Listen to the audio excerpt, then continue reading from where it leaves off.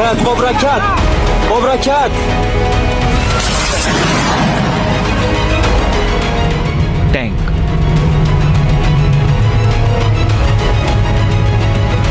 कैसा new year gift दे दिया है यार पाकिस्तान को तालिबान ने। इस हफ्ते तालिबान ने पाकिस्तान के बॉर्डर पे कई बड़े पॉइंट्स पर अटैक किया है।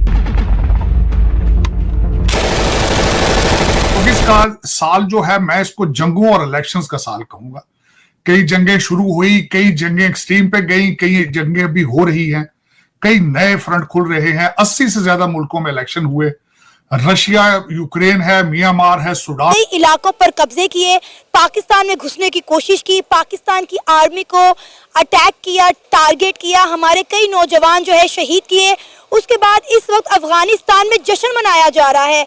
जो अफगान तालिबान यहाँ पे पाकिस्तान पर हमला करके अफगानिस्तान वापस जा रहे हैं, वहाँ उनके गले में फूलों की माला पहनाई जा रही है। नमस्कार दोस्तों, एक बार फिर से स्वागत है आप लोगों का इंडो पाक के लेटेस्ट मीडिया में। दोस्तों, आज की अपडेट ये है कि अफगानिस्तान के तालिबान और पाकिस्तान के फौजियों के बीच में और भी ज्यादा भिड़ंत शुरू ज्यादा हो गया है। और दोस्तों, तो वीडियो के लास्ट में तारक सादी साहब आप लोगों को बताएंगे कि पूरे साल में पूरे विश्व में क्या क्या बड़ी घटनाएं हुई, क्या क्या अपडेटिंग हुई, क्या क्या हुआ, वो जरूर बताएं। पाकिस्तान पर हमलों के बाद अफगानिस्तान में इस चीज को बड़े जोशो खरोश के साथ सेलिब्रेट किया जा रहा है। इस वक्त अफगानिस्तान में जश्न का समा है। वो अफगान तालिबान जो पाकिस्तान के बॉर्डर पे आकर पाकिस्तान पर हमले कर रहे हैं और पाकिस्तान की आर्मी को टारगेट कर रहे हैं, उन्हें वापस जाने पर अफगानिस्तान में फूलों के हार पहनाए जा रहे हैं। सोशल मीडिया पे अफगानियों की जानिब से इंडिया और अफगानिस्तान की दोस्ती की पोस्ट की जा रही है और इंडिया से मदद मांगी जा रही है। अफगानिस्तान जो है वो इंडिया से खुलेआम मदद मांग रहा है कि आप पाकिस्तान के साथ इस जंग में हमारी मदद करें ताकि हम इस जंग में पाकिस्तान को उलझाए रखें और आप पीछे से पूरे के पूरे कश्मीर पर कब्जा कर लें। इस सारे मामले पर पाकिस्तानी अवाम का क्या रद्द आप रही हैं क्योंकि पाकिस्तान के खिलाफ अफगानिस्तान की तालिबान ने यलगार कर दिया है।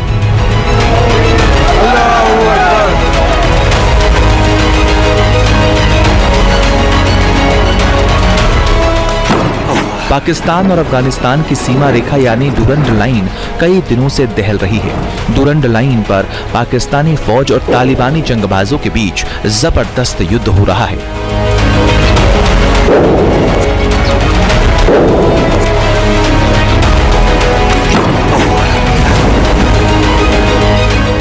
पाकिस्तान के कई टुकड़े हो सकते हैं, लेकिन अभी टारगेट पर खैबर पख्तूनख्वा और बलूचिस्तान है।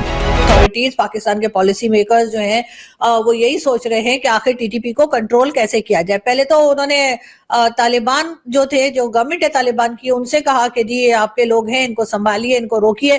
तालिबान ने कहा कि जी तुम जानो तो तुम्हारा काम जाने, ठीक है, हम कोई नहीं है, हम कोई नहीं रोक रहे इनको, आपने रोकना है आप रोके, आप पाकिस्तान जाने और टीटीपी जाने। तो मेरे ख्याल है उसके बाद से तालिबान जो है ना वो थोड़ा पाकिस्तान को हल्के में लेने लगे। वैसे हमने अभी तक उनसे कुछ मांगा नहीं है, हम उनसे कुछ अमेरिका की फौज को पानी पिलाया है। अफगानिस्तान ता पुष्पक नजर गोरे नो यार द शोरवी इत्तेहाद लवाकमन सर मशवरा वका यार द अंग्रेजानो तारीख मो गोरा यार द अमेरिका और द नाटो अंजाम हम गोरे से उसे हम पस्तर गोली दल की।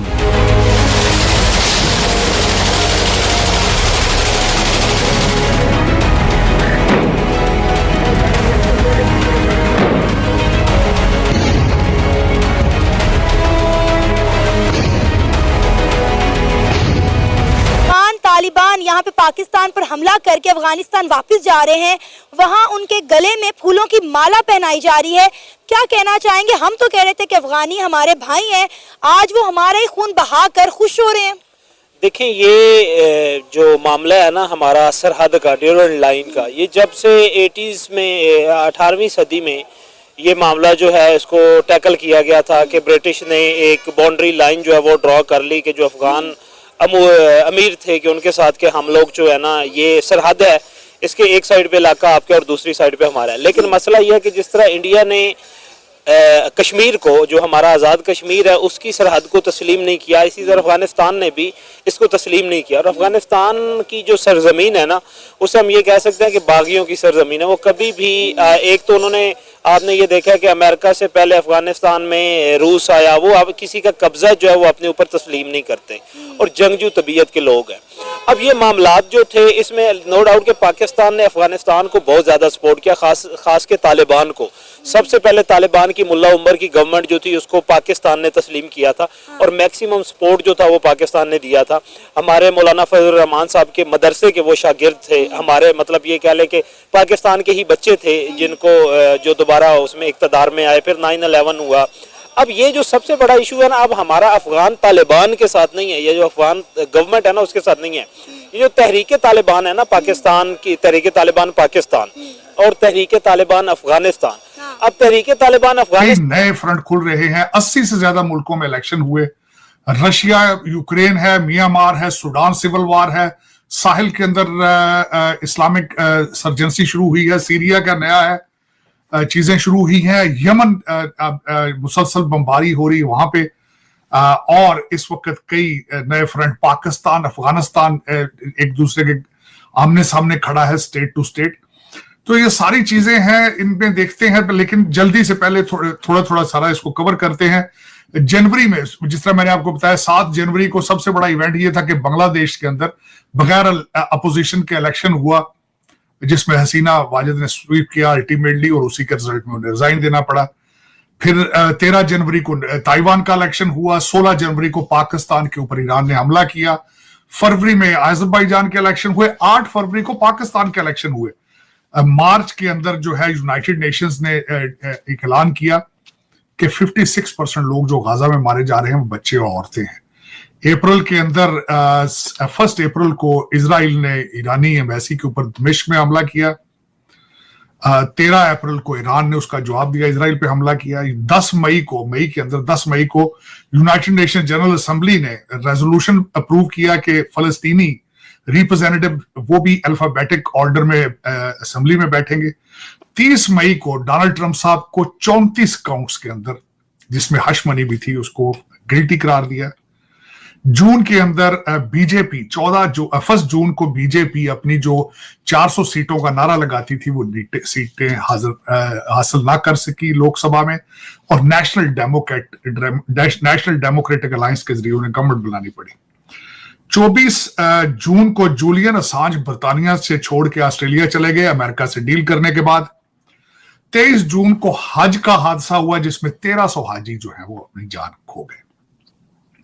जुलाई का सबसे वाकया मेरी नजर में, केयर स्टारमर जो है वो 14 साल के बाद लेबर पार्टी जीत गई। उसके बाद 5 जुलाई को मसूद पेशकान जो कि ईरान के नए सदर थे, अजरबैजान के करीब उनका वहां पे सूबा है जहां से आए, और वो अजरबैजान की जबान भी बोलते हैं, ये एक बड़ी बात थी। 5 जुलाई को 13 जुलाई को डोनाल्ड ट्रंप के ऊपर पहला पेंसिल्वेनिया बटलर के अंदर हमला हुआ। 21 जुलाई को बाइडन जो है वो कैंडिडेटसी उन्होंने अपनी विड्रॉ कर ली। 23 तारीख जुलाई को चाइना ने अल फतह और हमास की सुलह कराई। उसके बाद 30 जुलाई को केरला में लैंडस्लाइड में 334 अफराद मारे गए। नवंबर को सबसे बड़ा वाकया ये हुआ कि इंटरनेशनल कोर्ट ऑफ जस्टिस ने बीबी नेतन्याहू, उसके बाद उनके डिफेंस मिनिस्टर गहलाट और हमास के मिलिट्री लीडर मोहम्मद दैफ, इन तीनों के अरेस्ट वारंट जो है वो जारी कर दिए 21 नवंबर 2024 में। 21 नवंबर को ही पेशावर के अंदर शिया लोगों के ऊपर अटैक किया गया, 46 शिया मारे गए, 20 जख्मी हुए। 26 नवंबर को बीबी ने इजराइल और लेबनान की सीज फायर का ऐलान किया। दिसंबर के अंदर फ्रांस का पॉलिटिकल टर्मोइल शुरू हुआ है। 8 दिसंबर को बशारुल असद सीरिया छोड़ गए। 12 दिसंबर को एक इंडियन गोकश डिमोर्जो जो कि सबसे छोटी उम्र के अंदर चेस के चैंपियन बन गए। 14 दिसंबर को साउथ कोरिया में प्रेसिडेंट को इम्पीच कर दिया गया। 25 दिसंबर को अजरबैजान का त्यारा गिरा, 29 लोग बचे 67 में से। 27 दिसंबर को साउथ कोरिया के जो एक्टिंग प्रेसिडेंट थे वो भी इम्पीच कर दिए गए। 29 दिसंबर को अभी कल जेजू एयर जो है उसका त्यारा बैंकॉक में गिरा, 179 लोग मारे गए, 2 बच गए। अब इसमें से 2 लोग जो सिग्निफिकेंट मैं जिनके बारे में जिक्र करना चाहूंगा, जो कि मेरे बहुत दोस्तों, वीडियो अगर आपको अच्छा लगे तो वीडियो को लाइक, शेयर और सब्सक्राइब जरूर करें, और अपने दोस्तों तक भी शेयर जरूर किया करें। जय हिंद, जय भारत।